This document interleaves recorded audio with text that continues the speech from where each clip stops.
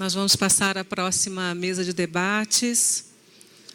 O tema: integração dos serviços ecossistêmicos nos negócios. A sociedade e a economia brasileiras dependem do meio ambiente para sobreviver e prosperar. A biodiversidade, os ecossistemas e seus serviços associados, bem como os demais elementos que compõem o gigantesco capital natural do Brasil, estão intimamente relacionados ao bem-estar das pessoas e ao projeto de desenvolvimento socioeconômico. Crescer com inovação, resiliência e reconhecendo o valor dos ativos ambientais do país é um caminho para a sustentabilidade. Para apresentar a síntese das aprendizagens e recomendações sobre a integração de serviços ecossistêmicos nos negócios, convidamos o senhor Roberto Strumpf, consultor responsável pela elaboração do documento de sistematização de aprendizagens e recomendações. Boa tarde, pessoal. Sou Roberto, satisfação estar aqui. Eu tive também a satisfação de participar desse projeto no início, em 2015, fazendo um diagnóstico sobre as federações, pude rodar o Brasil, entendendo as diferentes facetas, as diferentes relações entre as indústrias e os diferentes ecossistemas desse país tão diverso, né? E agora, ano passado, também um desafio tranquilo de compilar 7 anos de projeto em um documento de 20 páginas, que vocês têm em mãos aí nessa caixa bonita que vocês receberam. E agora também um outro desafio, que é consolidar 20 páginas de documento em 15 minutos. Então, vai ser rápido, fiquem comigo. Tem bastante informação que vocês já sabem, mas a ideia é dar tempo para a mesa, porque as discussões são bem mais interessantes do que slides, né? Eu queria também reconhecer o trabalho do Lucas Pereira, que trabalhou comigo, foi fundamental nesse trabalho. Então, sem mais delongas, eu vou subir no palco, que eu não quero ficar de costas para vocês, eu vou precisar usar os slides, tá? Eu queria começar promovendo uma rápida discussão do relacionamento entre empresas e o capital natural, uma DR, e ela se dá em duas mãos, né? As empresas têm impactos no capital natural. Esses impactos podem ser positivos e negativos. Existem, sim, impactos positivos, né? Apesar de a gente ter sempre em mente uma visão muito mais negativa quando a gente pensa em impactos, como, por exemplo, uma empresa se propõe a restaurar a vegetação, a área de preservação permanente de uma microbacia, isso é um impacto positivo. Ou quando uma empresa coloca no mercado um produto com menor impacto ambiental, como os patinetes elétricos que estão dominando as cidades, isso é um impacto positivo, né? E elas são também impactadas pelo capital natural, através de impactos físicos, né? A gente sabe bastante das mudanças climáticas, ou através de dependências. Vale lembrar também que, quando esses impactos das empresas não são nem penalizados e nem recompensados, eles são chamados de externalidades ambientais. Então, impactos e externalidades têm uma realidade muito semelhante, ok? Os impactos das empresas no capital natural geram uma série de riscos, quando são impactos negativos, que são chamados de riscos não físicos. São riscos relacionados à regulação, à reputação, ao mercado, quando, por exemplo, existe o rompimento de uma barreira de desjeitos. Já os impactos do capital natural nas empresas geram riscos físicos. Esses riscos físicos podem ser agudos, como uma grande tempestade, ou riscos físicos crônicos, como, por exemplo, uma seca e o impacto que isso tem para o agronegócio. Só um parênteses rápido, a gente fala, às vezes, capital natural, às vezes, serviços ecossistêmicos. Eu sei que esses termos, muitos de vocês conhecem, mas eles não são sinônimos, eles são complementares, ok? Capital natural é o maquinário mais diverso, mais incrível que a gente tem no nosso planeta, cujas peças são os genes e as espécies, ou a biodiversidade, e os produtos desse capital natural para o homem, os benefícios, são chamados de serviços ecossistêmicos. Então, são terminologias complementares, a gente usa às vezes um, às vezes outro, só para colocar todo mundo aí na mesma página. Bom, não preciso lembrar para vocês, mas acho que vale a pena passar rapidamente o quão importante esse assunto é para o Brasil. Nós somos a maior potência em capital natural no planeta, a principal. Talvez por conta disso, dependemos demais, nossa economia depende muito desse capital natural, em especial de chuvas regulares para funcionar. Então, a gente depende muito de hidroeletricidade, a gente depende muito do agronegócio, e boa parte do nosso agronegócio não é irrigado, como já foi dito. Então, mais de 20% do nosso PIB depende de chuvas regulares, fora a energia elétrica, né? E se a gente juntar essas duas situações com uma realidade de uma inserção ainda muito pequena, muito embrionária na tomada de decisão, a gente tem aí a fórmula para o insucesso enquanto modelo de desenvolvimento. Só para ilustrar, em 2015, a GIZ, com o CEBEDS e Trucost, fizeram um estudo, né, sobre o custo do capital natural utilizado e não valorado por empresas, e foi um total de 1,65 bilhões em 2014. Não é pouca coisa. Tem muitos números aí, muito maiores do que esse, tentando valorar a importância do capital natural para nós. Bom, os objetivos são os mesmos que vocês viram nos outros white papers. Basicamente, é garantir que o projeto de 7 anos deixe um legado tangível, um legado para a tomada de decisão, seja corporativa, seja pública, daqui para frente. Então, foi consolidar o conhecimento e as lições aprendidas, analisar os desafios e oportunidades e dar uma perspectiva futura para essa história.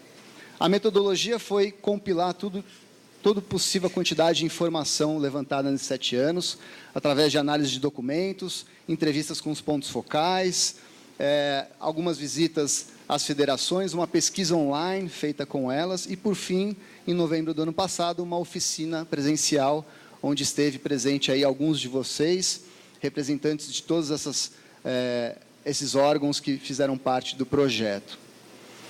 A metodologia, depois foi feita uma consolidação dessa informação e os resultados, para serem mais tangíveis e mais fáceis de serem trabalhados e internalizados para dentro do documento, da nossa apresentação e, então, para o legado, foi dividido em 4 linhas de atuação: engajamento e sensibilização, capacitação, métodos e ferramentas e articulação institucional. Então, vocês vão ver que os resultados, as lições aprendidas, as conclusões, as recomendações vão sempre estar divididas nessas linhas.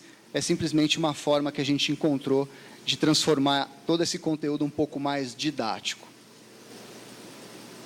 Bom, o projeto teve como uma das suas principais fortalezas uma atuação em rede. Sem essa rede não seria possível alcançar os resultados. E, além dos coordenadores dos projetos, que foram o Ministério do Meio Ambiente e a GIZ, várias entidades tiveram seu papel fundamental. Então, a CNI teve um papel não simplesmente, mas principalmente na articulação, né, junto ao poder público.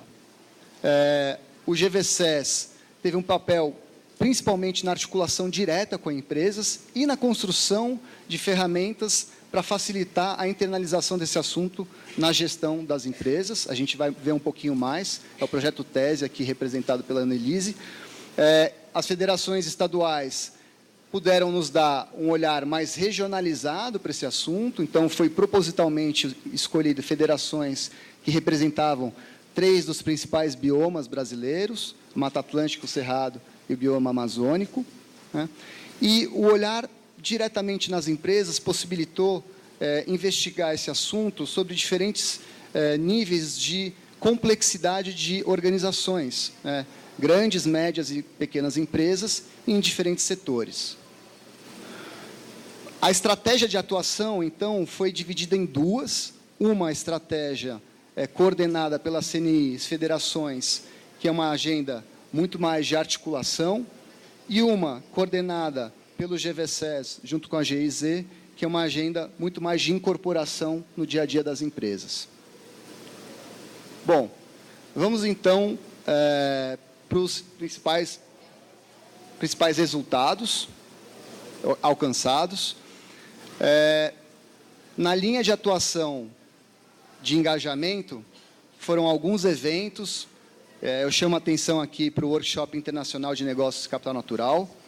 Foi fundamental para dar um engajamento inicial nesse processo, no início dos trabalhos. A produção de vídeos, a gente já falou algumas vezes aqui da importância de se comunicar melhor essa agenda, por conta da sua complexidade, da quantidade de terminologias que são específicas da área biológicas ou da área de geografia, e que isso precisaria ser digerido para ser internalizado por empresas de diversos setores. Então, esses vídeos são muito interessantes, estão no site do MMA, estão também no pendrive, estão também no pendrive, então está aí na mão de vocês. E foi uma pesquisa junto com a União para Biocomércio Ético sobre a percepção dos brasileiros com relação a esse tesouro aí, ou esse diamante ainda não lapidado. Tá? Sob o ponto de vista de capacitação, foram muitos encontros, a maioria deles, até onde eu sei, no caso do GVSES, através do TESE, mas não só.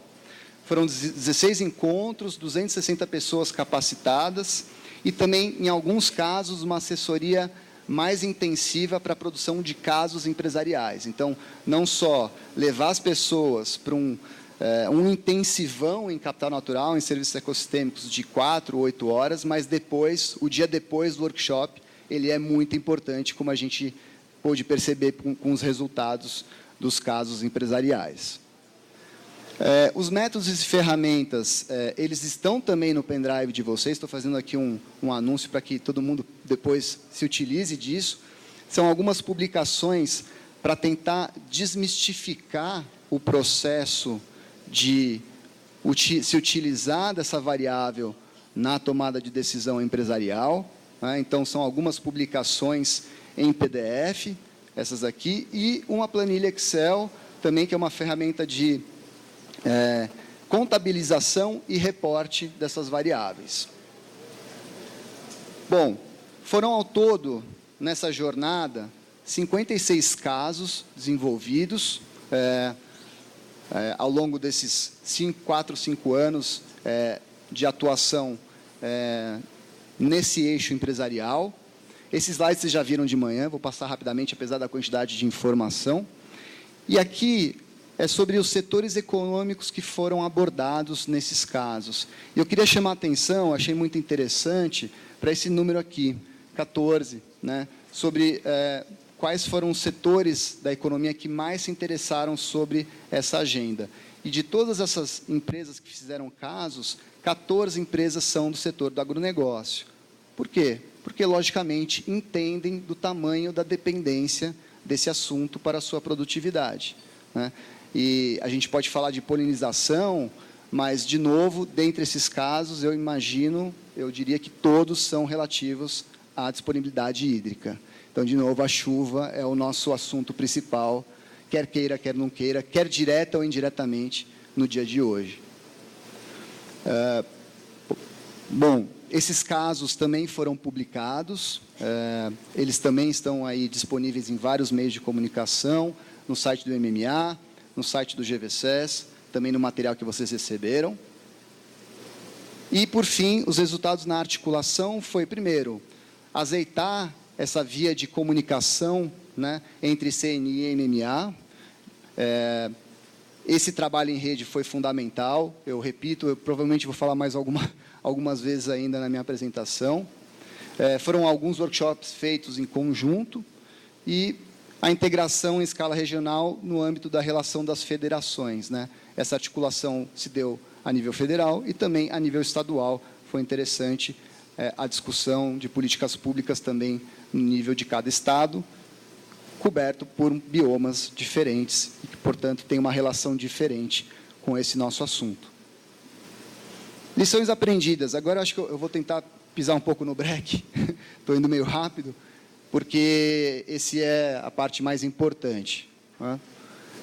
A gente explorou, leu 20 páginas de documento para tentar pensar para vocês aquilo que a gente acredita que seja, assim, mais importante para que vocês possam sair com isso na cabeça e, de repente, disseminar nas organizações que vocês representam.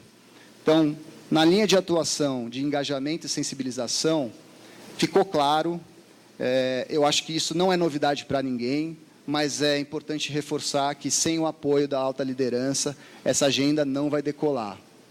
Ela não vai ser uma agenda perene, não vai ser uma agenda de longo prazo. Ao menor sinal de uma crise externa, esse assunto que é coadjuvante ainda na tomada de decisão, vai ser deixado de lado, né? Então, e, consequentemente, é necessário o apoio da alta liderança para a inserção desse tema no planejamento estratégico, para que as empresas possam ir além do compliance, pensando estrategicamente, de repente até pensando em receber benefícios por isso, né? A gente acabou de discutir pagamentos por serviços ambientais, por que não ter isso na agenda como uma possibilidade de retorno financeiro? Ok? E explorar a interdependência entre o capital natural e outros temas ambientais que talvez estejam muito mais maduros na cabeça do gestor. E aí, nesse caso aí, eu ressalto mudanças climáticas. É uma agenda que está sendo discutida aí há décadas, né? É um assunto bastante difundido e muitas pessoas não sabem que, na verdade, a gente está falando de uma coisa só. Então, pegar carona na agenda de mudanças climáticas, pegar carona na agenda de riscos hídricos. Capacitação. Necessidade de um acompanhamento ainda mais efetivo pós-workshop para manter a chama acesa, né? Para manter esse assunto em voga. É importante porque o cotidiano é uma máquina de triturar, vocês sabem, a gente tem milhões de atribuições nas organizações que a gente representa, e se não tiver algo reforçando essa importância no dia a dia, o assunto se apaga. Melhorar a forma de comunicação do assunto, então, serviços ecossistêmicos, só de falar, muita gente já vira a cara, já dá arrepio, fala, não é para mim, calma, não é bem assim, talvez a gente deva usar outras terminologias ou outras formas de comunicação. Eu acho que vídeos é uma forma bem democrática de divulgar um tema complexo, né, por exemplo. E esse tema, eu acho também muito importante, empoderar os profissionais de perfil técnico, que foram aqueles profissionais que participaram da capacitação, para que sejam agentes multiplicadores desse assunto dentro das empresas. Então, de repente, ao invés de apenas treinar um técnico para que ele aprenda, treinar um técnico para que ele aprenda a ensinar dentro da sua empresa. E assim a gente ganhar uma estratégia viral, né? Nos dois outros eixos, ou linhas de atuação, nos métodos e ferramentas, os estudos de caso são fundamentais para tangibilizar esse assunto, para mostrar que a empresa X, Y ou Z realmente, no fim do ano, lucrou com esse assunto, né? Esses casos, de novo, foram 56, eles realmente conseguem conversar, falar a língua da maioria dos gestores. Integrar, esse assunto também é muito bom, integrar os resultados dos estudos na contabilidade financeira. Esse é o santo grau do assunto, né? No dia em que os lucros e prejuízos não mensurados forem mensurados, ou seja, as externalidades ambientais, forem internalizadas e forem inseridas dentro da contabilidade financeira das empresas e dos países, né, o PIB verde, aí eu acho que a gente está num bom caminho para mudar essa história. Articulação institucional, para finalizar a parte de lições aprendidas, trabalho em rede, importante, fundamental, e a importância de um advocacy mais setorializado. A gente entende que essa abordagem via federações foi importante, porém, uma federação representa indústrias de diversos setores e é muito difícil achar uma agenda comum na relação com o capital natural, já que essa relação é muito intraespecífica, né? Quando você faz uma articulação via federações, fica difícil de achar uma agenda comum de toda a indústria de um Estado para ir lá bater na porta do poder público e tentar buscar uma articulação. Então, uma articulação por associações setoriais talvez tenha um resultado daqui para frente mais efetivo, mais tangível. Conclusões e recomendações. Eu não sei como eu estou de tempo, espero que dentro. Acabou? Tá bom, vou concluir. Conclusões. Enquanto o capital natural for tratado como acessório, como coadjuvante dentro da tomada de decisão, sua exposição a cenários adversos externos será alta. Ou seja, o projeto atravessou a pior crise política econômica do nosso país e isso, com certeza, teve algum tipo de impacto, porque esse assunto ainda não é a prioridade. Percepção da materialidade do tema varia muito entre diferentes setores e regiões. Então, setorializar, regionalizar a discussão vai ser fundamental para resultados mais tangíveis. E, por fim, chovendo molhado, mas é importante dizer, esse assunto ele é fundamental para o desenvolvimento que queremos. Não existe antagonismo entre conservação e desenvolvimento. A gente tem que acabar com essa história e tem que trazer o capital natural para dentro do nosso olhar estratégico para uma agenda de longo prazo. Sobre ponto de sensibilização e engajamento, abordar de maneira transversal, incluir a alta liderança, e sobre ponto de vista de capacitação, incluir entidades de ensino como o Sistema S para ter uma maior capilaridade nesse assunto, né? Mesmo juntando profissionais da GIZ, do MMA, da CNI, somos poucos. Precisamos fazer com que esse assunto chegue aos confins do Brasil, às pequenas e médias empresas, e é fundamental ter entidades como essa parceiras nessa jornada. E criar, num outro lado dessa esfera, disciplinas relacionadas ao capital natural dentro das principais escolas de negócios do país. A economia não vai funcionar sem a ecologia. Na verdade, são duas entidades irmãs, só que a ecologia tem sido, assim, o patinho feio da história por tempo demais. Temos feito as grandes decisões do mundo com base em métricas erradas ou, no mínimo, incompletas. Precisamos mudar isso. Recomendações mais estratégicas para o futuro, agora um olhar de futuro. Então, integração de impactos e dependências nas decisões de investimento. Então, é realmente fazer com que essa mensuração seja quantitativa e financeira. Focar o advocacy em associações setoriais. Criar uma agenda de exportação que se empodere desse assunto como um diferencial, abrindo novos mercados e fortalecendo alguns já existentes. E buscar, com o setor público, soluções ganha-ganha, que, na verdade, acho que é a agenda que permeia toda a minha apresentação. Bom, acho que era isso que eu tinha para dizer. Agradeço, fico à disposição. Acho que a gente vai ter mais oportunidade para discutir na mesa. Obrigado.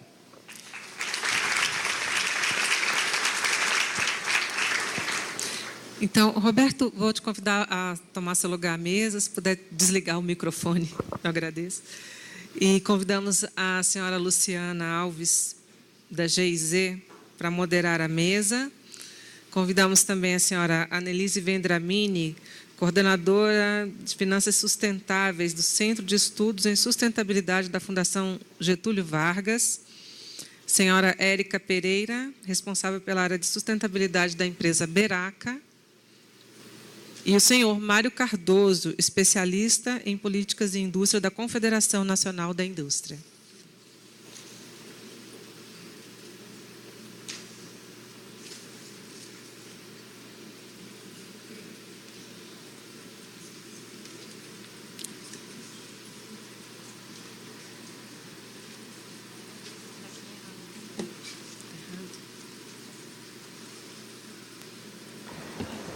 Então, boa tarde a todos e a todas. Agradeço a presença de todo mundo. Eu vou começar falando que, infelizmente, a Lídia Aguiar, que é representante da Federação das Indústrias do Rio de Janeiro, da FIRJAN, não pôde estar presente. Ela ficou sabendo na segunda-feira, fim da tarde, que ela tinha um impedimento de saúde para viajar, mas está tudo bem com ela. Mas, então, ela fez a gentileza de nos mandar um vídeo com a fala que ela faria, para a gente não perder essa oportunidade de ter a contribuição da FIRJAN, que foi uma das 7 federações. A gente tem aqui os representantes das demais, agradeço a presença de todos, mas, então, a gente vai passar para assistir o vídeo com a fala da Lídia. Só não vamos poder fazer pergunta para ela.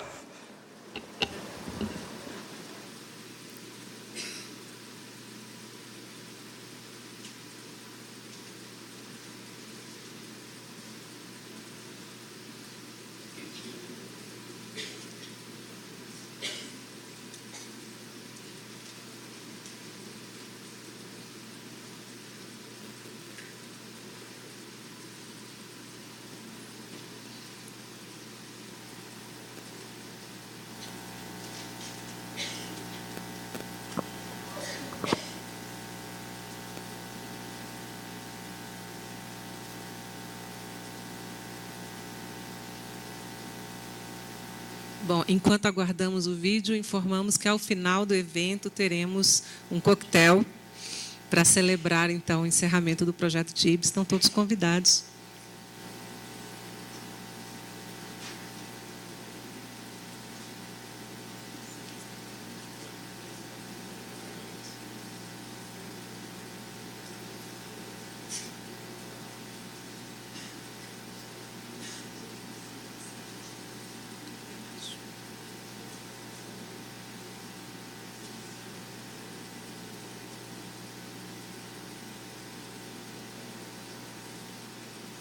Então, acho que a gente vai mudar a ordem. Vou convidar a Annelise. Foi perceptível que fica um pouco mais leve, um pouco menos árduo, quando a gente mostra os benefícios econômicos. A tecnologia é boa, mas nos perturba um pouco, né? E foi nesse sentido que nós entendemos qual era o nosso papel enquanto Federação de Indústrias, porque tratar de oportunidades, de melhoria no ambiente de negócios e de benefícios econômicos. Olá, eu sou Lídia Aguiar, sou analista ambiental da Firjan. Eu participo do projeto TIB desde o início, atuando na área de sustentabilidade na Firjan, e eu quero agradecer pela oportunidade de compartilhar um pouco da nossa experiência de ter participado no projeto. Ainda que à distância, agradeço por essa oportunidade de falar um pouquinho de como que foi. Bom, não é novidade para ninguém que tratar de biodiversidade e serviços ecossistêmicos integrados à estratégia de negócios é um grande desafio. No início, a gente encontra muita resistência, não é incomum que a gente ouça que esse tema não é importante, que esse é um subtema ou que tem questões mais importantes a serem tratadas, mais urgentes a serem tratadas quando se trata de sustentabilidade. E eu costumo chamar essa fase de desafio da rejeição. Mas quando a gente toma a decisão de transpor esse desafio da rejeição, foi perceptível que fica um pouco mais leve, um pouco menos árduo, quando a gente mostra os benefícios econômicos, quando a gente mostra as oportunidades de negócios. E foi nesse sentido que nós entendemos qual era o nosso papel enquanto Federação de Indústrias, porque tratar de oportunidades, de melhoria no ambiente de negócios e de benefícios econômicos é uma questão que está perfeitamente alinhada ao documento norteador da nossa atuação na Firjan, que é um mapa do desenvolvimento do Estado do Rio de Janeiro. Bom, e passado então esse desafio, a gente encontra um desafio que eu arrisco até dizer que é um pouco maior, que é o desafio da comunicação. Dependendo da forma que a gente comunica, a gente consegue prosseguir ou não, a gente tem sucesso ou não. Biodiversidade e serviços ecossistêmicos não são termos que fazem parte do dia a dia do empresário. Só que quando a gente fala sobre retorno sobre investimento, quando a gente fala quanto custa buscar insumos, matérias-primas a uma distância maior, quando a gente fala sobre a questão da necessidade da cadeia de fornecedores ter que se adaptar, por exemplo, a uma crise relacionada ao serviço de provisão de recursos hídricos, isso está muito alinhado ao dia a dia, à linguagem do empresário. E quando a gente fala sobre isso, quando a gente fala a linguagem do empresário, a gente consegue prosseguir de uma forma, digamos assim, mais aprofundada, a gente consegue fazer essa integração dos serviços ecossistêmicos na estratégia de negócios, Até porque o empresário ele sabe muito bem o que significa ter que replanejar a sua estratégia de atuação. Então, nesse sentido, e eu acho que esse foi um grande diferencial do projeto e que nos trouxe sucesso, foi essa questão de se adaptar à linguagem do empresário, a levar esses termos e mostrar quais são as vantagens, os benefícios de abordar os serviços ecossistêmicos na estratégia empresarial. E foi importante também para a nossa percepção enquanto federação, porque nem sempre a gente teve esse conhecimento. E a gente deve muito desse conhecimento e desse amadurecimento profissional à nossa participação no projeto TIB, onde a gente pôde conhecer mais, aprender mais e compartilhar esse conhecimento com os nossos associados. Bom, e eu acho que as grandes oportunidades que nós temos de ganhar escala, né, nesse projeto, o legado que o projeto TIB nos deixa, esse conhecimento, a gente vem transmitindo através das nossas atividades, por meio das nossas atividades. Porque nós temos levado essa abordagem nas nossas discussões, nos nossos seminários, em prêmios, enfim, sempre que a gente tem uma oportunidade de incluir essa abordagem de biodiversidade e serviços ecossistêmicos na nossa estratégia, a gente tem buscado inserir. E eu destaco uma das nossas primeiras atividades, que foi a criação da categoria Biodiversidade e Serviços Ecossistêmicos, no nosso prêmio, que é o Prêmio Firjan Ambiental. O prêmio ele é uma iniciativa que destaca as iniciativas em prol da sustentabilidade no estado do Rio de Janeiro. Nós temos 5 categorias e nesse ano que a gente criou a categoria Biodiversidade e Serviços Ecossistêmicos, nós recebemos muitos projetos, muitas inscrições, menos na categoria Biodiversidade e Serviços Ecossistêmicos, que nós não recebemos nenhuma nesse primeiro ano. Então, ali a gente viu o tamanho do desafio.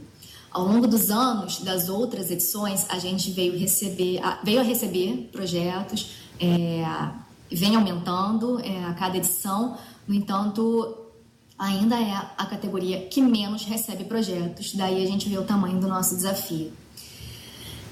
Um outro projeto que merece destaque, uma outra atividade que merece destaque, é a nossa parceria com a The Nature Conservancy, a TNC, que é a maior ONG de conservação ambiental do mundo. E por que a gente fez essa parceria?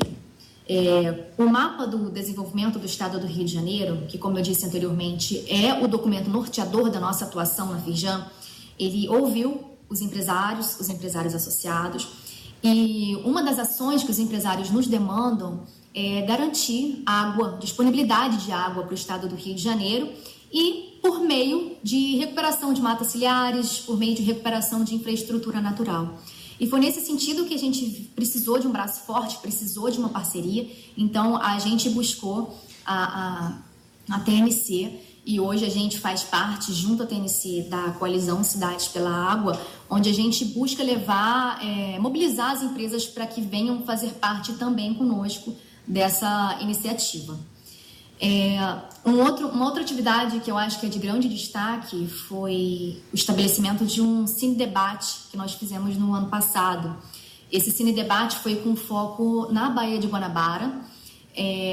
Nós mostramos um documentário que inclusive foi um dos premiados de uma edição anterior do Prêmio Firjan Ambiental, que foi a Instituto Mar Urbano, com o documentário Baía Urbana.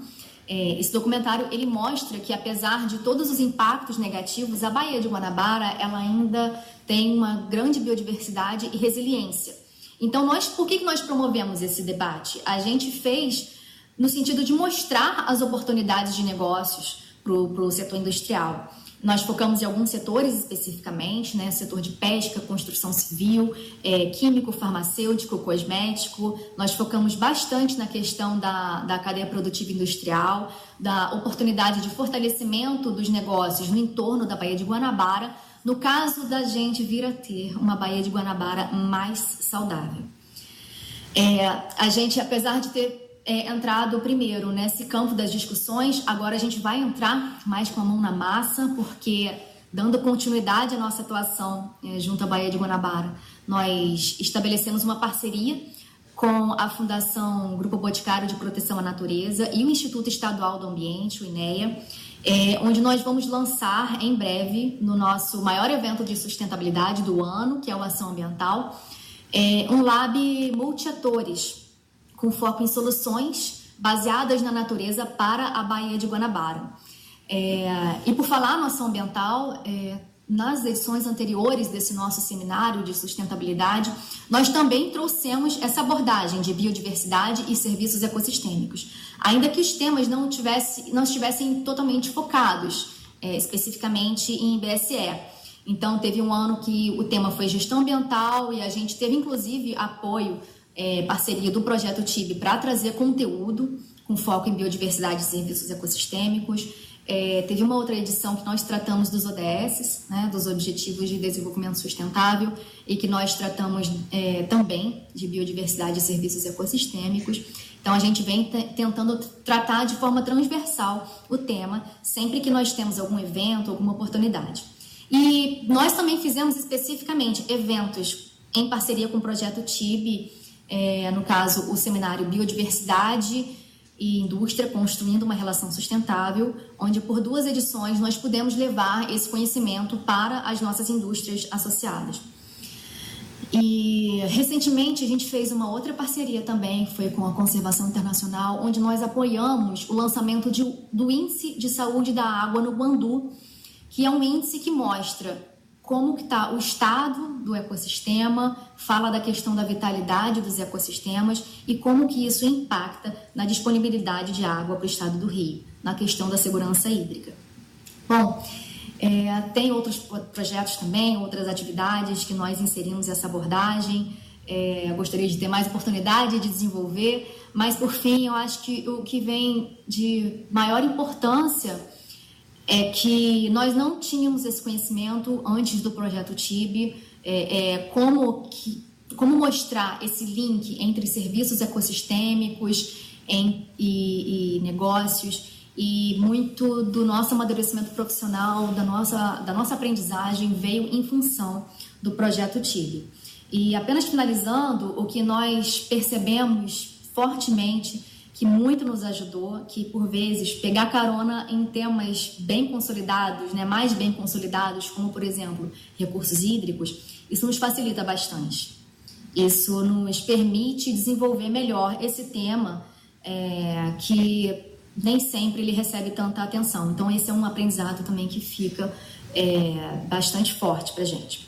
Então eu agradeço pela oportunidade. E nós entendemos que nós temos um legado que o Projeto TIB nos deixa, e daqui para frente a gente vai buscar, certamente, desenvolver outras atividades onde a gente possa, mais uma vez, incluir essa abordagem da biodiversidade e serviços ecossistêmicos no setor de negócios.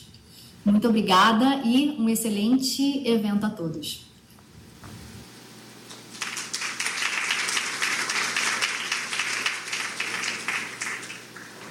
Então, já agradeci a Lídia, né, pela disponibilidade de enviar o vídeo, de dar o depoimento dos resultados dessa parceria e dos aprendizados.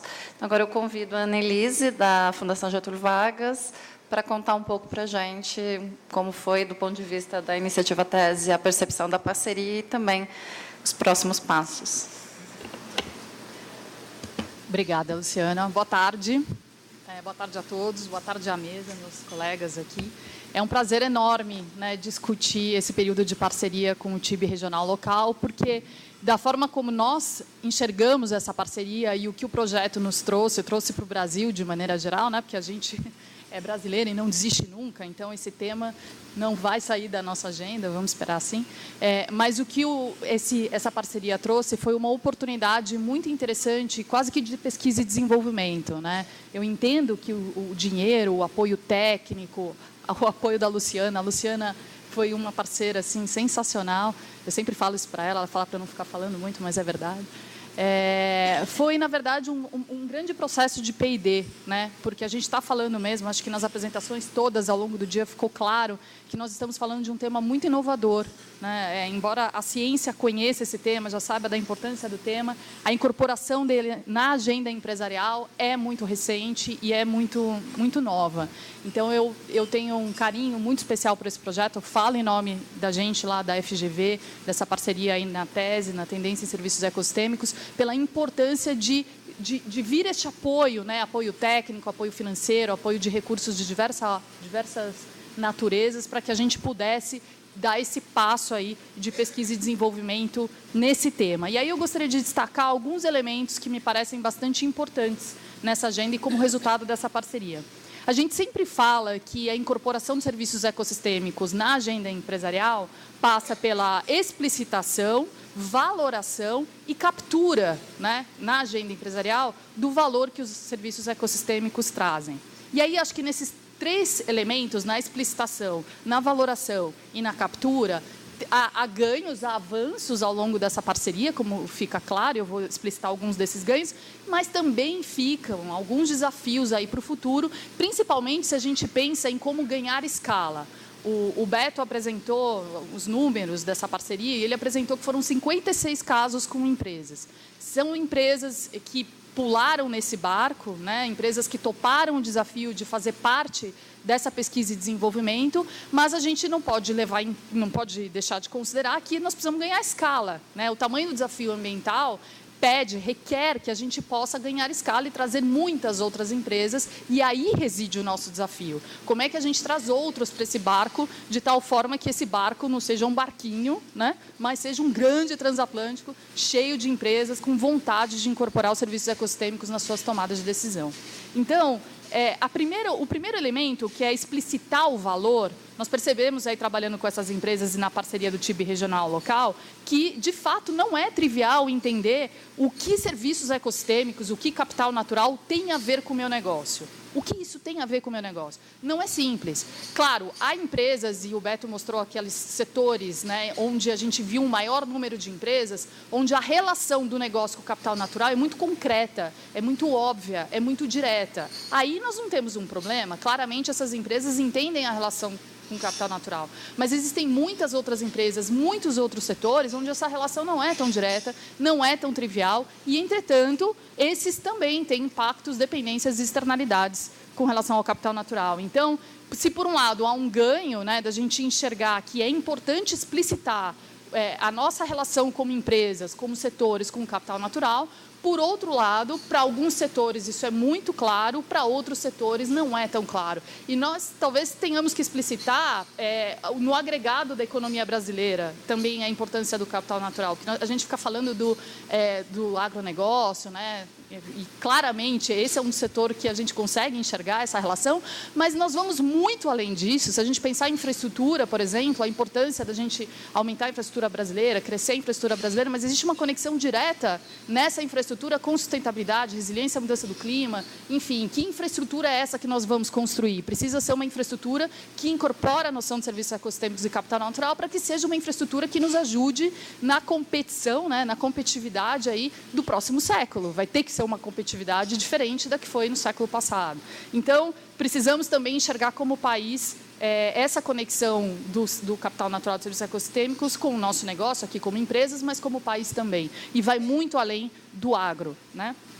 O segundo ponto, ainda aí na explicitação do valor, é que a gente pode pensar na explicitação do valor do ponto de vista qualitativo. Então, eu como empresa aqui, então quais são meus impactos, quais são minhas dependências, quais são minhas externalidades do ponto de vista de capital natural. Então, nós mapeamos esses serviços ecossistêmicos, nós podemos fazer uma análise não econômica, né, uma valoração não econômica, por exemplo, com serviços ecossistêmicos culturais. Então, a gente pode fazer uma análise qualitativa. Uma análise qualitativa é muito importante, ela nos ajuda a explorar esse território, nos ajuda a explorar aonde estão essas conexões entre serviços ecossistêmicos e os negócios, mas não responde questões muito triviais do mundo dos negócios, que com relação a risco e retorno, né? Então, onde a relação do capital natural ou dos serviços ecossistêmicos, onde essa relação afeta o meu negócio do ponto de vista econômico-financeiro.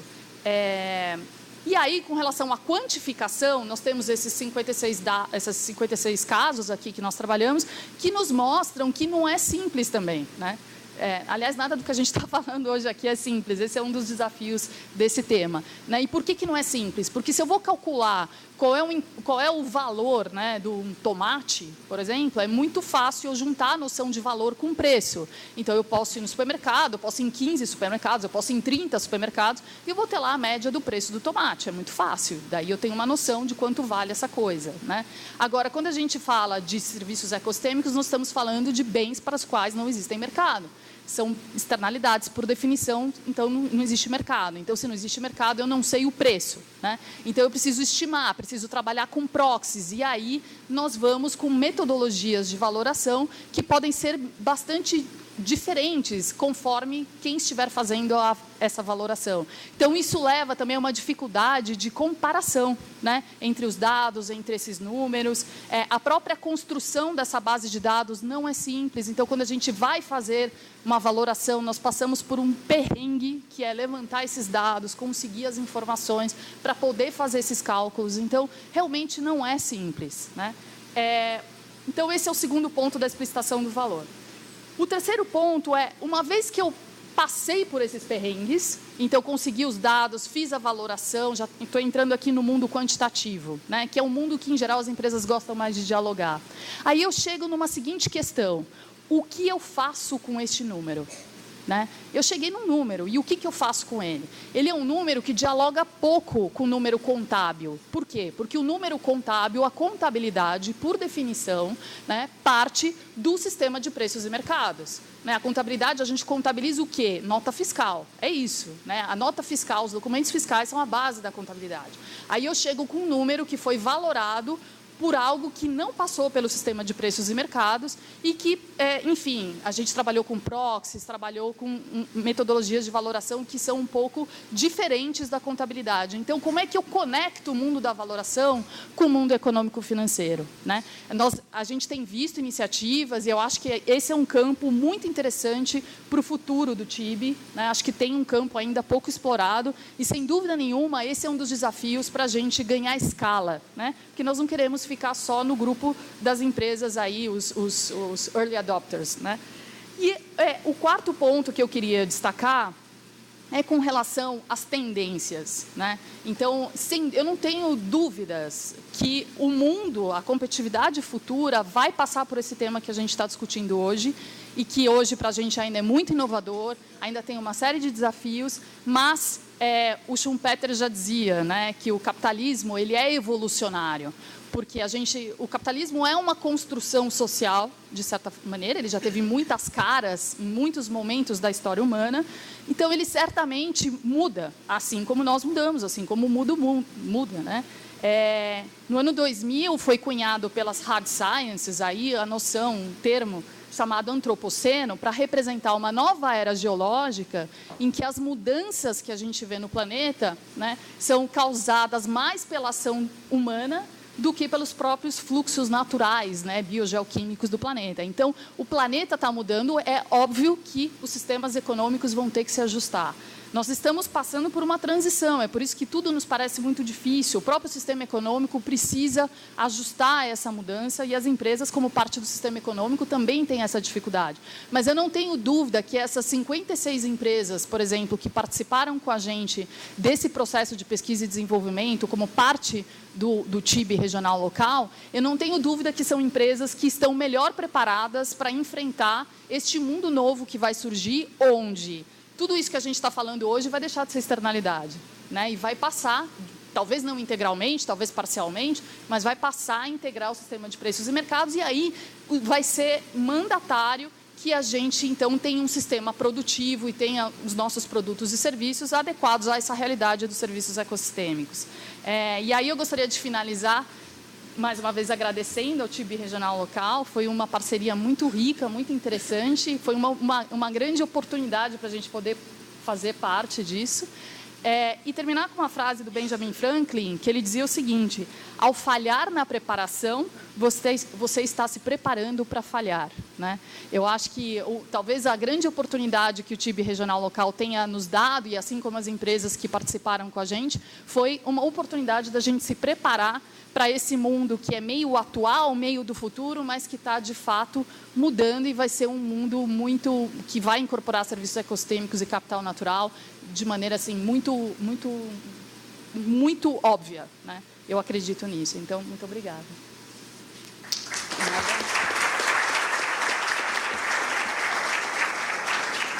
Obrigada, Annelise. Então, vou passar a palavra para a Érica, que é da empresa Beraca e que tem sido nossa parceira no projeto TIB também desde o início, desde o primeiro ano. Boa tarde a todos. Bom, acho que pelo que o Roberto tinha falado das empresas que estão diretamente afetados, né? Citando até o agronegócio, a gente também está numa situação que a gente é totalmente afetado. A Beraca trabalha com matérias-primas da biodiversidade brasileira.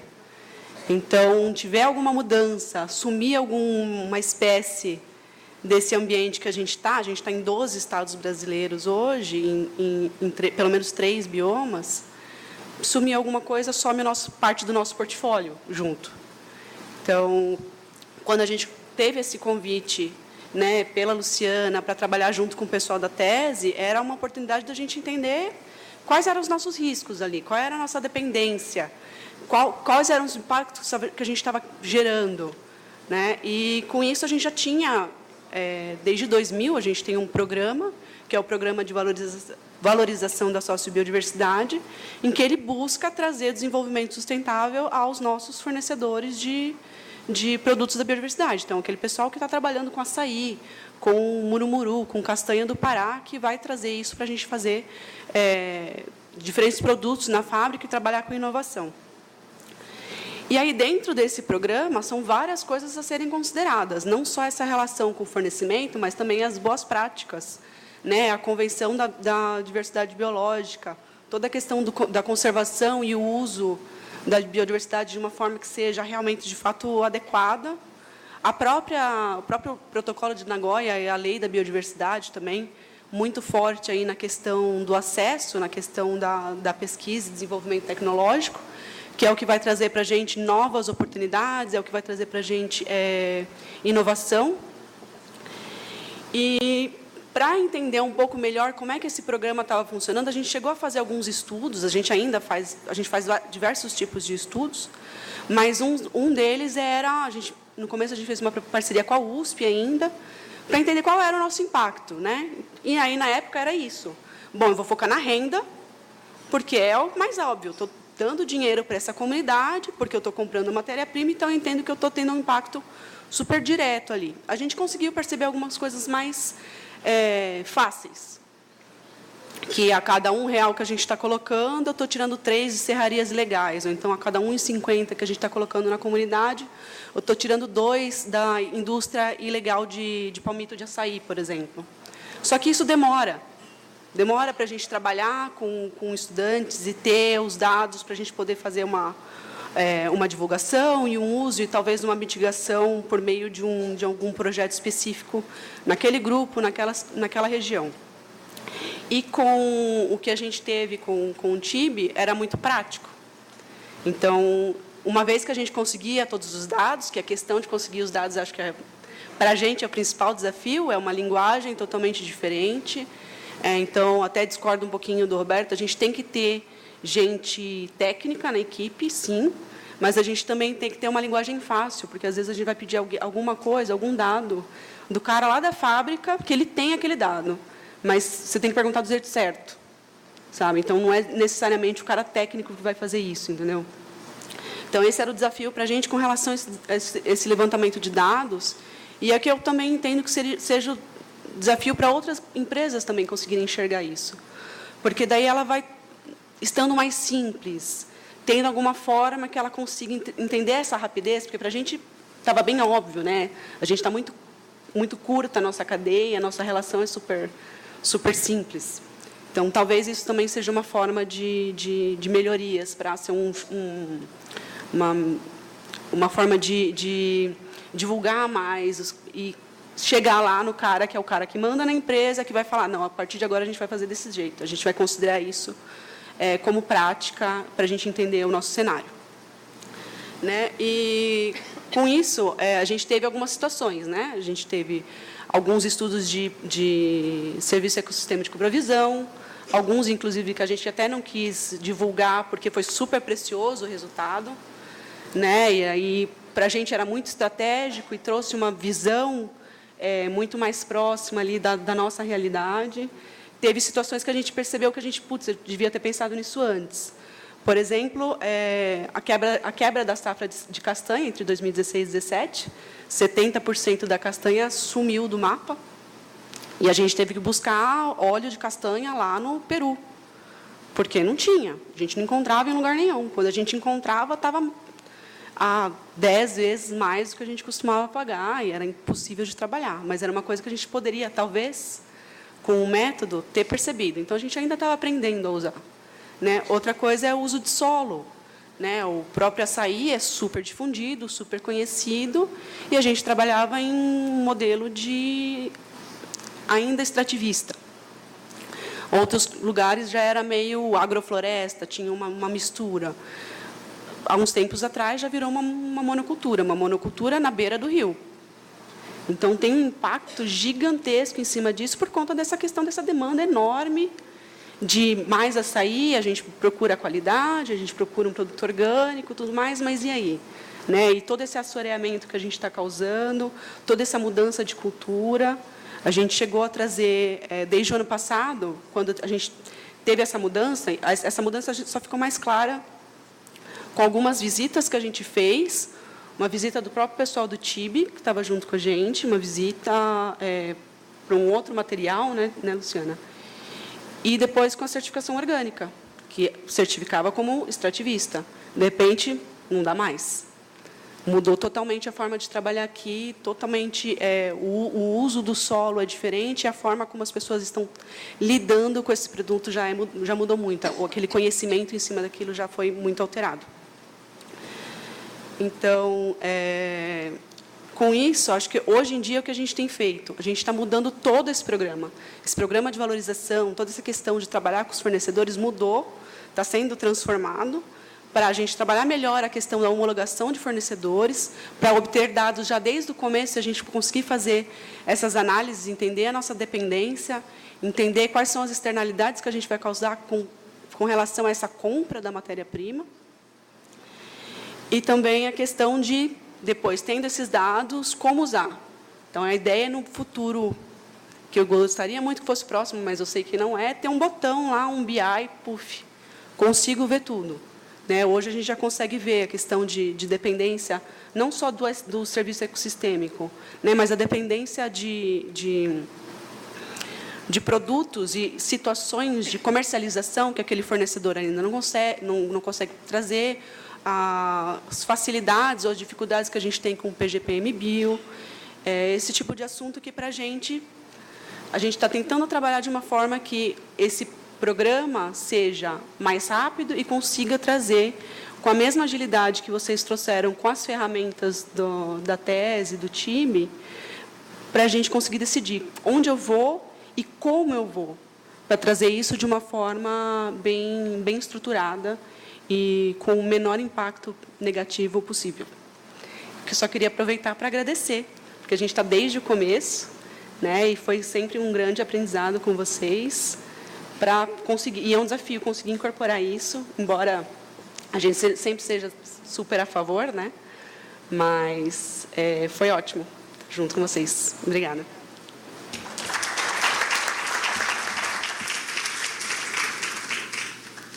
Então, obrigada, Érica. E eu, então, convido o Mário a falar um pouco sobre a perspectiva da CNI. Obrigado, Luciana. Obrigado a todos da mesa. Érica, Annelise, Luciana, Roberto. Antes de mais nada, eu acho que é interessante a gente agradecer quem participou da equipe de elaboração aí do TIB dentro da CNI. Estou vendo a Elisa aqui, Romano, sentada ali quietinha. Está desde o início desse projeto, em parceria aqui com a GIZ. A Milena, que entrou agora, Milena Saturnino, que entrou agora na CNI, e a Renata, que não pôde estar aqui presente com a gente, que ela está naquela mesma demanda do Davi que eu coloquei de manhã aqui. Tá? Então, são as três principais pessoas aí que participaram desse projeto desde o início. Uma coisa, pegando um gancho do que o Roberto falou, eu acho que é interessante colocar, Roberto, a questão do que é a CNI, né? Como é que a CNI funciona, porque várias vezes você colocou sistema indústria, outras vezes as casas, né? Senai, como é que funciona, citou, mas não detalhou, e a questão até da capilaridade, né? Do desenvolvimento do trabalho nessas casas. A CNI é uma entidade de 81 anos, ela foi criada em 38, né, uma entidade antiga. Ela é um guarda-chuva ali que tem 4 casas, que é a CNI, que é uma entidade de representação setorial, o SENAI, que trabalha especificamente com a capacitação do trabalhador, o IEL, que é a capacitação do empresário, e o SESI, que é a parte de responsabilidade socioambiental, né, pode-se chamar assim. A CNI ela é o guarda-chuva que compreende, embaixo dela, 26 federações estaduais de indústria, que são as federações que foram parceiras, inclusive, do projeto. Está aqui a Linda, representante da Bahia, a Renê, representante da Federação do Amazonas, a Adelaide, representante do Acre, fora o Adriano, representante da FIENG, da Federação de Minas Gerais, fora os que não puderam vir hoje, que estavam em outras agendas, a Elaine de Goiás, e deixa eu ver se eu esqueci mais alguém, eu acho, e a Lídia, que falou agora há pouco, o Maurici Cauano, do Paraná, que eu não vi aqui hoje, mas também é um que participou ativamente do projeto como um todo. A CNI, como entidade de representação, ela tem uma vantagem grande, que é você conseguir chegar até as pequenas e médias empresas, tem essa capilaridade, que abaixo das federações são sindicatos. A gente tem 1000 sindicatos de todos os segmentos da indústria possíveis e imagináveis dentro dos estados, e abaixo desses sindicatos, as empresas. Essa é a vantagem, essa é a oportunidade. Agora, você conseguir costurar esse entendimento, alinhavar tudo isso nessa estrutura inteira é um desafio gigantesco. A gente sabe disso, que a gente enfrenta isso o dia a dia para a construção de um posicionamento de qualquer que seja o assunto. Licenciamento, qualquer que seja a questão que a gente vai atuar. Então, é muito mais fácil você trabalhar ou com uma grande empresa ou com um segmento, um setor específico. É muito mais fácil. Você pega uma associação que representa ali grande parte do faturamento, geralmente são poucas empresas que representam, sei lá, 70%, 80% do faturamento que estão associadas, né? Então, é muito mais fácil, o entendimento é mais fácil, você tem uma equipe mais capacitada dentro dessas empresas. Então, o trabalho flui com mais facilidade. Mas a gente não atinge a ponta, né? A gente continua com aquele problema de não levar para a sociedade o que a gente quer. Então, aquela frustração vai continuar. A gente vai arrumar um monte de amigos que vão concordar com a gente, mas o desafio vai persistir. Então, acho que o grande desafio que eu posso ver nessa agenda é você conciliar essas duas coisas. Você conciliar, ter essas parcerias, como a gente tem na CNI, a gente tem as redes temáticas, que são redes, a Beraca participa da rede de biodiversidade, aí tem rede de biodiversidade, tem rede de recursos hídricos, de mudança climática, de resíduos sólidos, de florestas, devo ter esquecido algum aí, mudança climática, já falei, mas cada rede dessa trabalha tecnicamente, então são empresas, são pessoas que são capacitadas para estar trabalhando com aquele assunto. Elas já atuam, ou na empresa, ou na federação, ou na associação, já atuam com aquele segmento, com aquele assunto, aquele tema que está sendo discutido. Então, é muito mais fácil você desenvolver. Agora, outra entidade, outra instância que a gente tem de consulta dentro da CNI são os conselhos, que daí é a questão de discussão mais política. Aí a gente enfrenta a dificuldade, porque aí vai ficando mais distante da área técnica, vai tendo a visão mais ampla do negócio, e daí começa, a mesma pessoa é a pessoa que trata de relações do trabalho, trata de infraestrutura, então a visão que ela tem é muito mais distante das questões, não é o técnico na ponta, né? Então, a gente tem que convencer esses dois. A gente tem que usar aquele técnico para conseguir chegar até o outro. Aí, como disse, não sei se foi a Érica ou a Elisa comentou isso, a questão da comunicação, que não basta só o técnico. Para você chegar, você tem que ter a maneira de falar é diferente, o vocabulário é diferente, tudo é diferente. Se você chegar com termos muito técnicos, que para a gente aqui é fácil, todo mundo entende, sabe do que está falando, o outro fugiu já, o outro já foi lá fora, resolveu outro problema e já deixou a gente falando sozinho. Então, o grande desafio é a gente conseguir conciliar esses dois mundos, esses dois universos que coexistem, que é o Brasil, né?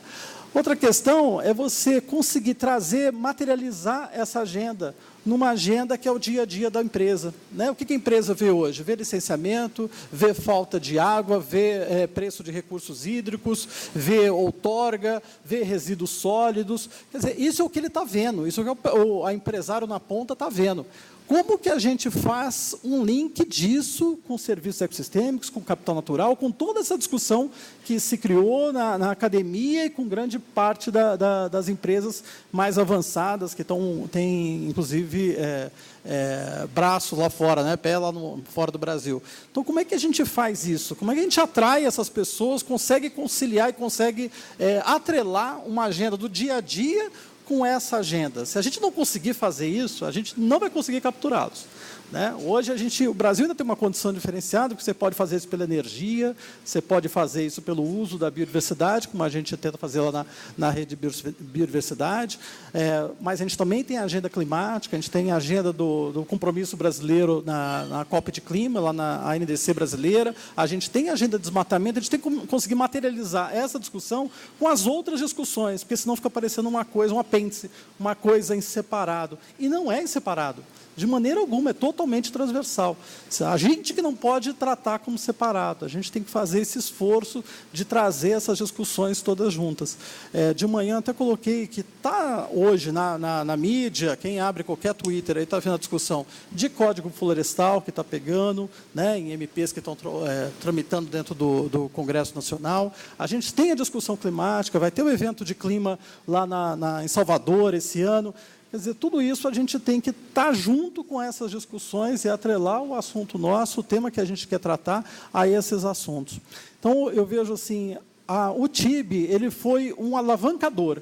Né? Ele saiu de uma situação que a gente discutia só PSA lá atrás, a única discussão que existia por conta de muitos projetos de lei que estavam tramitando era de pagamento de serviços ambientais, e começou a ficar mais técnica essa discussão, começou a envolver uma coisa um pouquinho mais consistente, a discussão ficou um pouquinho mais consistente quando entrou o TIB nessa discussão.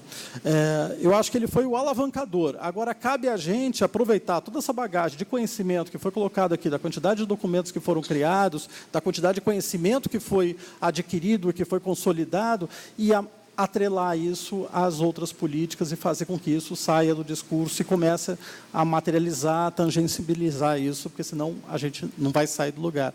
Então, acho que essas linhas gerais, assim, aproveitando só a última coisa, antes da Luciana colocar o último papelzinho para mim aqui, aproveitar um cenário também que a gente tem visto hoje, que a questão de meio ambiente como um todo, né, ela deu uma pulverizada dentro da esplanada. Né? A meio ambiente não é uma atribuição somente do Ministério do Meio Ambiente. Tá? Eu não estou fazendo julgamento de valor. Aconteceu isso é o que tem dado para a gente, né? Que é dado para a gente.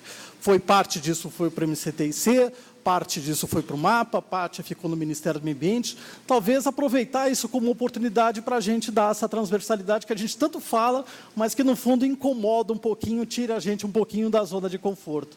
Né? Vamos tentar olhar com outros olhos, que talvez a gente consiga fazer a tal da interseção disso, da entrada desse assunto em outras agendas políticas dentro do governo. Obrigado.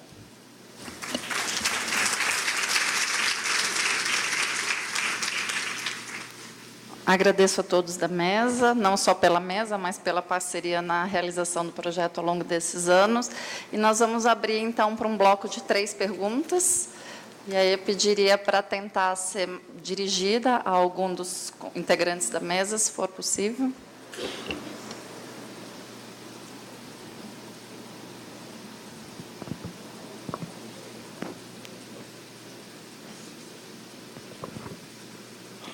Oi, boa tarde. Eu queria saber a opinião, talvez, um pouco da Érica, um pouco da Annelise, sobre como vocês enxergam o papel das empresas que já foram sensibilizadas, né, que fizeram parte do projeto, como multiplicadoras para outras empresas que ainda não entenderam, enfim, não se envolveram com esse tema, né, porque foi colocado muito a barreira da linguagem, então nada melhor do que uma empresa conversar com a outra na mesma linguagem para que venha todo mundo para o transatlântico. E se o TIB pensou nisso de alguma forma?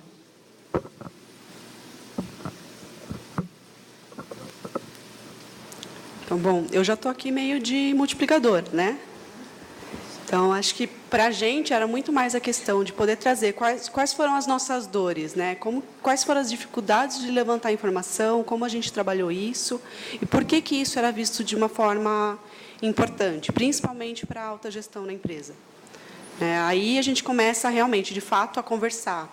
Acho que o mais interessante é já começar falando com quem consegue tomar decisão, né? Então, conversando com alguns heads, que podem entender isso, que isso pode ser uma ferramenta, que isso pode ser uma forma de analisar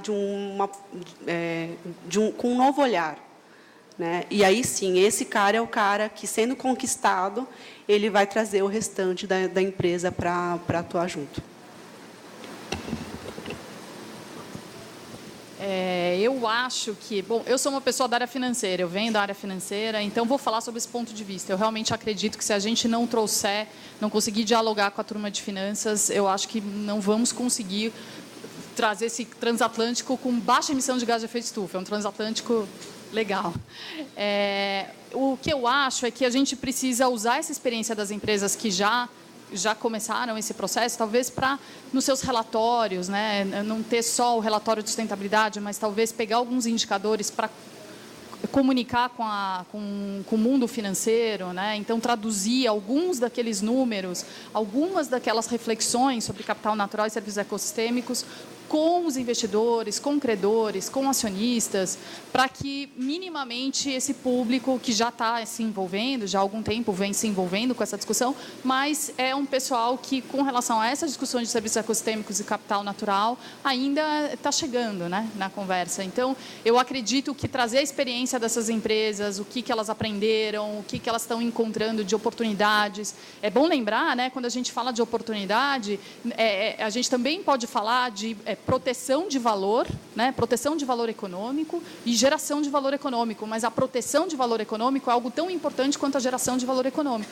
E o que é a proteção do valor econômico? A gestão de risco, né? Então, conseguir traduzir isso minimamente com a experiência que essas empresas têm, eu acho que é um ganho grande para a agenda. Vou só responder com relação ao projeto, se ele utilizou isso, e depois a gente volta para a plateia, porque era um bloco de 3 perguntas e a gente já respondeu uma, né? Então, ainda restam 2, se tiver. Sim, o projeto se preocupou com isso, tanto que, como o Roberto mostrou, a gente trabalhou em 2 eixos, um eixo na relação mais direta com as federações e com a CNI, no outro com a FGV junto diretamente às empresas.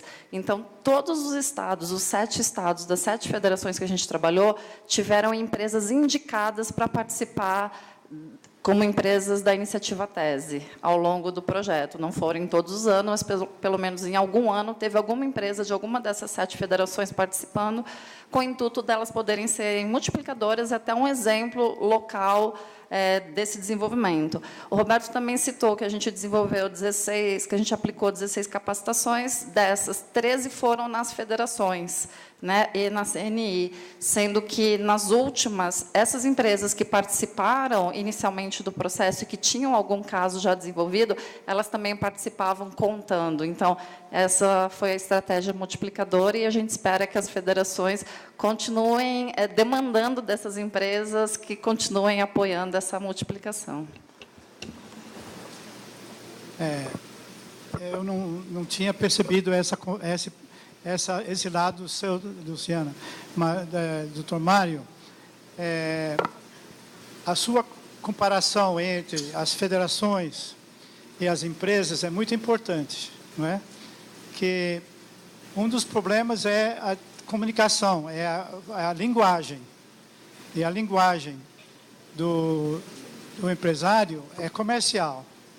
E temos grandes êxitos brasileiros como exemplos de êxitos comerciais que aproveitam de uma forma ética das oportunidades de sociobiodiversidade e outras oportunidades assim.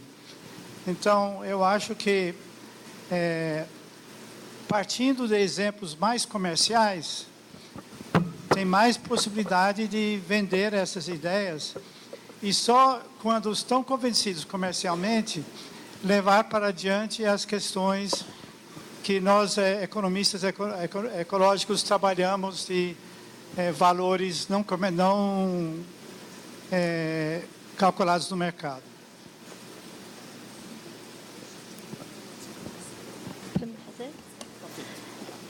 Eu gostaria de fazer uma pergunta que eu senti falta na explicação de todos vocês e não queria direcionar para ninguém a pergunta.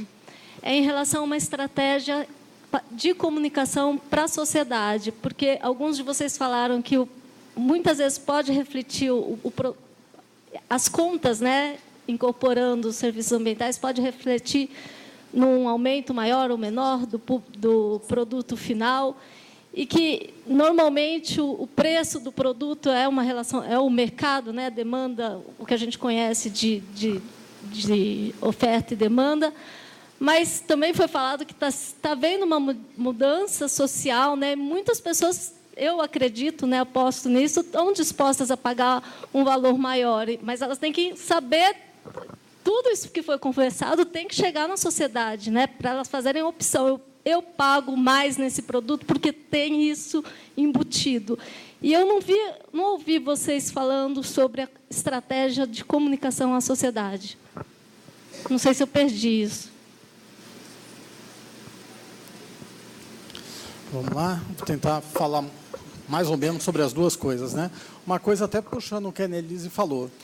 Se a gente não falar a linguagem do financeiro, né, Annelise, não adianta que não entra dentro da empresa, né? A gente tem que ganhar o financeiro lá dentro ele é o dono da casa, pode-se dizer assim, né? Que a palavra dele é o que vale no fim da história, porque todo mundo tem que fechar as contas no final do mês, né? Dentro de cada empresa tem que fechar a folha de pagamento, né? Como a gente diz muito. Eu acho que o desafio nosso, como eu disse anteriormente, é como que a gente modula esse linguajar, o que o senhor comentou também, esse linguajar, para chegar naquele empresário na ponta. Porque uma grande empresa, ela tem áreas específicas que tratam de diferentes assuntos. Uma empresa, conforme você vai diminuindo o porte dela, é a mesma pessoa, muitas vezes, que trabalha com vários assuntos diferentes. Então, você não pode ter o mesmo linguajar, ter a mesma maneira de se comunicar com um e com o outro. Quando a gente chega numa pequena, numa microempresa, uma média empresa, muitas vezes é o proprietário que define tudo, né? Então, o linguajar para ele é diferente, né? Você tem que ser sensível, você que vai levar uma informação para ele nova, ele pode estar no meio do serviço ecossistêmico, ele pode estar todo entremeado de capital natural, mas ele não está enxergando isso, você vai ter que fazer ele enxergar. Eu acho que a primeira coisa é a gente ser sensível à realidade da empresa, né? A realidade da empresa não é fácil aqui no Brasil, né? É só colocar um dado, assim, que eu gosto desse dado. A gente gasta no Brasil 1.900 horas por ano para pagar os nossos impostos. Uma empresa gasta 1.900 horas por ano. A média na América Latina são 600 horas. Chile é 300 horas por ano. Tá? Então, não é o valor do imposto, é o quanto que a gente gasta para conseguir entender os impostos e pagar. Tá? Então, esse é o mundo que o empresário vive, que a pessoa que está na área de finanças é o dia a dia dela. Então, você tem que ser sensível a isso. E não você levar a coisa como se fosse uma vara de condão que fosse mudar a realidade dele de um dia para o outro, que você não consegue. Com essa visão, você não consegue. Você tem que estar sensível à realidade dele e trazer o seu conhecimento, a sua visão, trazê-lo para a sua visão. Para isso, você tem que chegar perto dele, mais próximo dele. Por isso que a gente não pode abrir mão, no caso das federações, dos sindicatos. Dá mais trabalho, mas a gente tem que estar lá junto deles. Luciana? Obrigada pela sua pergunta, é uma questão muito interessante mesmo que você trouxe. Acho que tem alguns pontos importantes aí da gente deixar claro. Primeiro, o trabalho, né, essa parceria com o TIB Regional Local, foi para valoração, então, valoração no sentido de explicitação do valor, mas valor não é preço, são coisas distintas na economia, né? A gente não vai ter tempo aqui de discutir muito isso, mas, enfim, o valor, né, que os serviços ecossistêmicos têm para a tomada de decisão da empresa. Então, o olhar era muito a partir da empresa, né, e como é que ela incorpora essas questões no seu processo de decisão. Então, isso é uma questão. Só algo que eu queria comentar rapidamente é que, para se somar essa complexidade da valoração, que é de fato é um processo complexo, quando a gente estuda os métodos de valoração, enfim, é realmente algo complexo, é uma ciência em si mesma, né? Não é algo assim que a gente faz rapidinho. A gente, quando vai comunicar, precisa ter muito cuidado para comunicar, porque há muitos pontos de vista. Então, por exemplo, eu estou fazendo uma valoração porque eu quero olhar qual é o valor que aquele serviço ecossistêmico traz para a empresa, é um olhar. Aí eu vou comunicar isso, eu preciso comunicar que este é o ponto de vista que eu estou adotando. Ou eu vou comunicar o serviço ecossistêmico, a empresa como parte da comunidade, o quanto que ela contribui para esse serviço ecossistêmico ou não, sob o ponto de vista da sociedade. É outra valoração. Então, são métodos diferentes, são pontos de vista diferentes. Então, na hora de comunicar, não é preço vezes quantidade como a gente comunica a receita. Quanto faturou? É preço vezes quantidade, não tem erro. É dólar, é iene, é real, não importa. É só preço vezes quantidade. E, neste caso aqui, a gente tem pontos de vista diferentes, então a comunicação também não é simples, né? Agradeço a todos.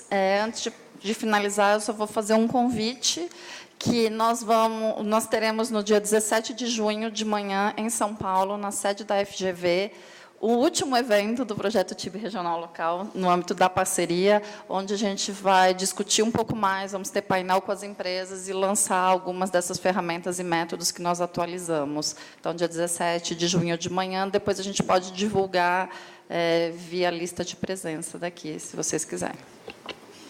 Obrigada.